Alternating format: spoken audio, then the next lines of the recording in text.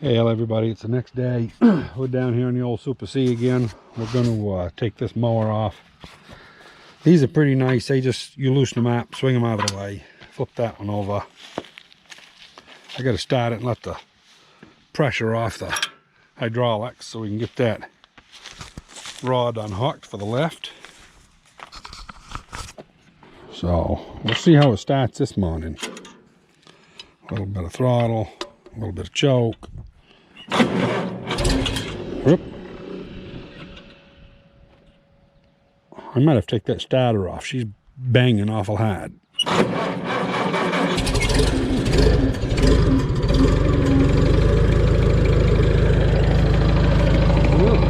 Generating, that's good.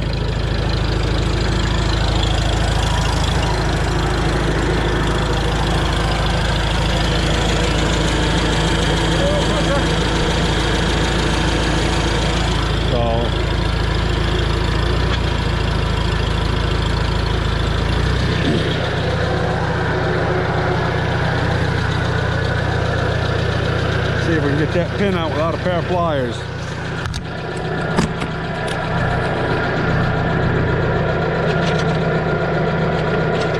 Nope, need pliers. I'll be back.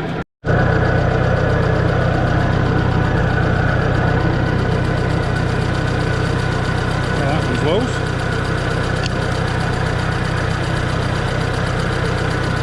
There we go. Beautiful.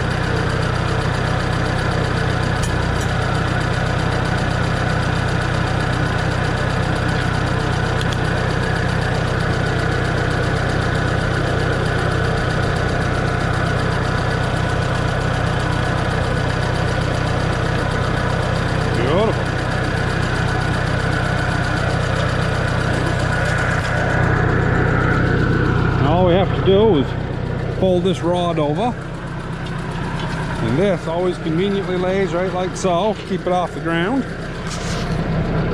and we should just have to pull ahead. You can see this old girl's sloppy. This will pull apart, so I ain't too worried about that.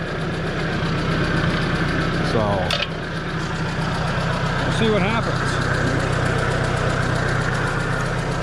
It'll either end up on the bricks or on the ground, but it'll be off the tractor.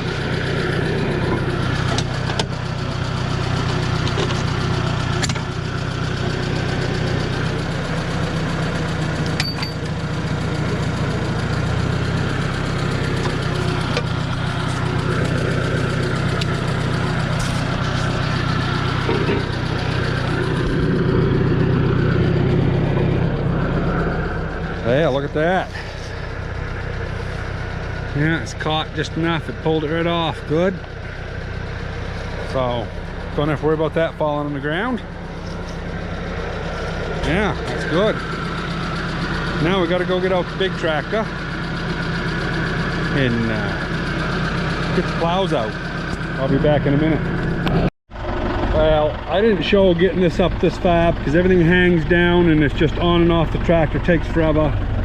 But we're aiming to put this on the saddle. Line those two up in there. Got to do the same on the other side. And it has to be done all at the same time. You have to make sure this shaft is on the back side, because if this is flipped, which somehow we used to get it flipped once in a while, and I don't remember what the deal was, but if you get it all the way on, and I guess what we used to do is have it up over the axle, and sometimes it goes down into the gear and you can't get it off or something. There was something that would frig up. I don't know, but I got to go ahead about 6 inches, and we'll see what happens.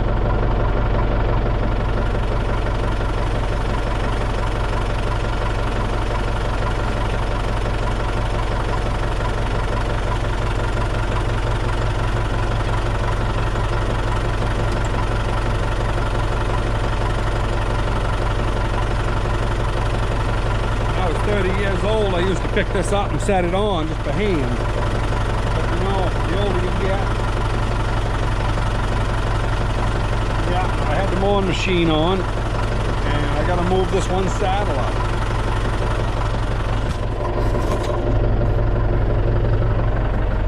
This one here is going to go on. This one over here I've got to move. So it goes out here for the plow. And I never even gave that a thought. Good. Yeah, I guess I know I was the one that moved it last, I'm sure, but I guess I was feeling the weedies.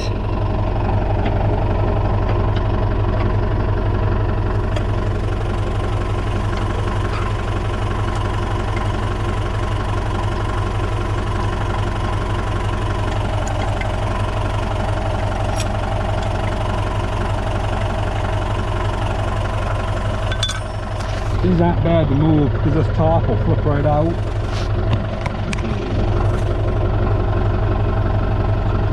You just move it over, hold it with your knee. Oh, there we go. Put it right back in.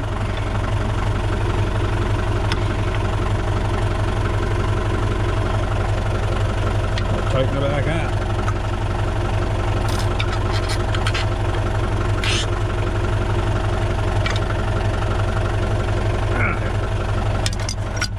That out of the way. Let's see what we can do.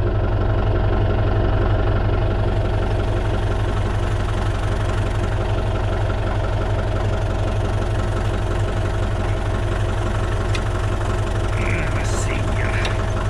Guess I gotta let it down just a skosh.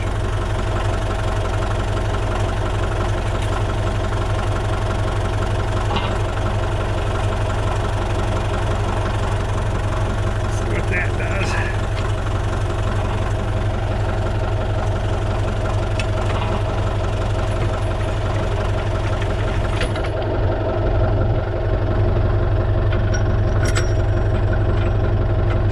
Captive, she can't get away from me now.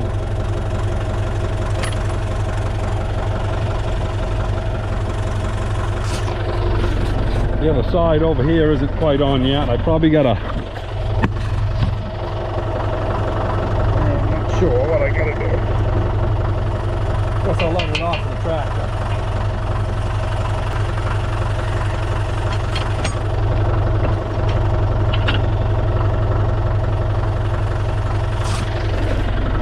Yeah, we'll back the tractor up, shake stuff around, get it leveled out, and then we'll tighten her up. Yeah, this thing isn't quite down where it belongs. Something's not quite in. I guess it's this side here.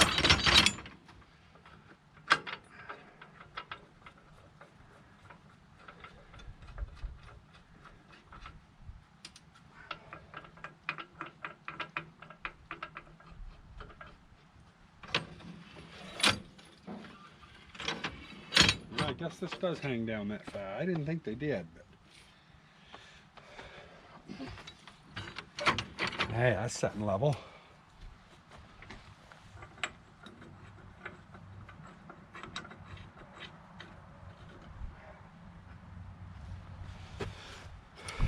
I'm not going to film it all because it's just turning bolts, but now you just snug up those two bolts there, these two here, same on the other side.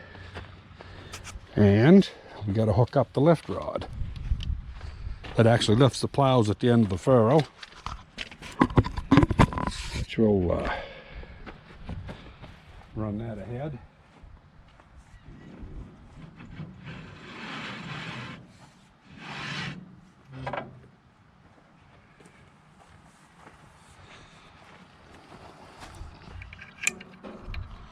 It goes on the inside, because the inside runs by itself. Come on, there we go. And I'll tell you, you can still buy these parts. They're well worth investing in. You know, I see guys and they put baling wire and everything else to hold these things in, you know, but when they're working right, there's nothing like this little pin setup. You know, they're a little rusty right now, but you know, well, I'll tell you, you just put your pin in and she's there. So anyway, this plow lift, other than tightening the bolts, is on. And you go to the end of the row and lift the handle, your plow drops. And then this here, when it goes up, it will move both sides at the same time, but you're only using one, so it's really only lifting one plow. But anyway, I'm gonna tighten this up and I'll get the plows here in a little bit. Well, I got these setting on some pressure treated wood here. I'll come on over and get the set of plows there with a chain, and we will see what these old girls will do. You have to set them out on the ground and back over them. And this here, of course, has got to be flipped over the other way before you back up. Or maybe it's got to be forward. Geez, I don't remember. It's awful, I'll tell you. It's been so long since I've put these on, but anyway, we're going to figure it out. It's been, I want to say it was 1998 the last time these were put on. So, and we did about a half an acre of ground over at my father's. And anyway, so I'm not going to show you picking these up. I might do it on time lapse, but I'll see you in a minute.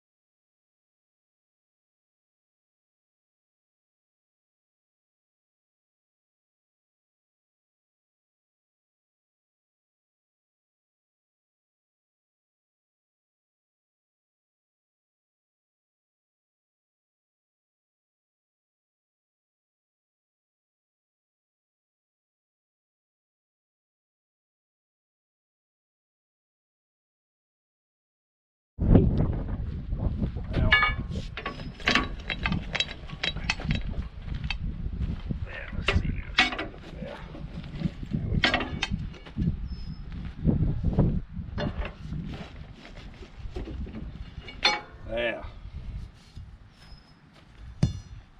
Now we will back up over these, and I'm pretty sure that you can't put those, I'm pretty sure these have to be ahead. So you have to back up halfway, and then we'll pick them up. I guess start getting on from the front like it used to. Plow lifts in the way.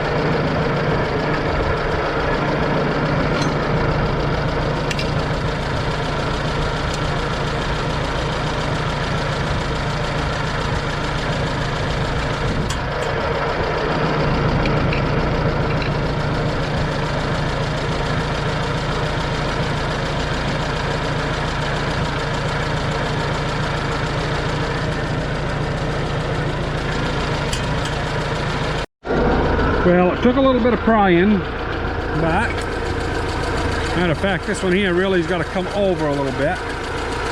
I'll go to the other side and pry.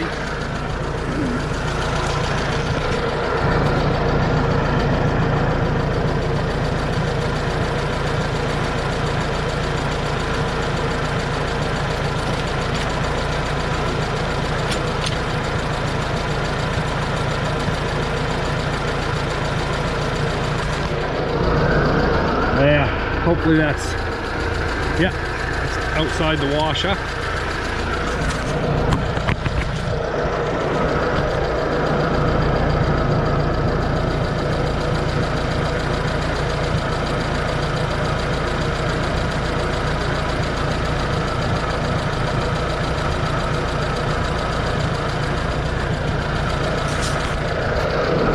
So anyway, I just got to tighten these up with a wrench. And that'll hold the front. On the outsides up here, this is your main lift. Well, this is actually a depth control. You can see how it rocks the front of them back and forth. Pretty simple, straightforward. So, and let's see, the other one, the lift is already down. So all you do now is trip them and hook them up. Yeah, we'll put 3 links on the outside, see what it does.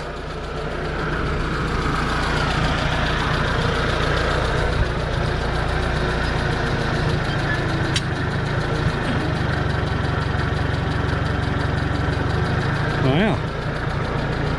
Just reach down and give that a yank when you want to plow. Simple as can be. Well, I gotta go put the other side on. And I may drop to 2 links, I don't know. I got to put it in the field and try it. But, yeah, I'll strip this one. And we'll put it right there, 3 links out. Pick them up.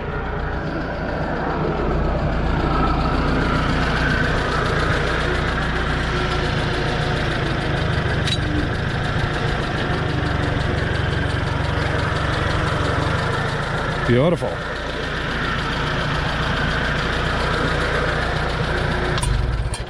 Shut that off so you can hear me. Yeah, they're real simple to put on. You know, this here is supposed to, you know, we'll get rid of these farmer's pins. And I got some regular cotter pins. I hooked my leg over here on this side. Earlier, I went to stand up and I hooked my leg on this one. I'm gonna put some regular pins in those. And bastards are some dangerous like that, you know. And the thing of it is, my father had boxes full of cotter pins, but he'd always say, ah, too bad waste one when a nail will do it. You know, kind of funny how people look at stuff. But anyway, so yeah, the points aren't completely wore out, but they're close, you know. But I can use it this year. We'll shine them up. I can see there's a crack here in this nickel. I don't know if that'll bother or not. Hopefully I won't break my moldboard off. If I do, I'll weld her. Been welded before. You know. I think this one here I actually broke and welded. I don't know which weld it was. One of those I welded quite a few years ago. Backed up to the edge of the woods and bumped a tree with it, trying to get tight.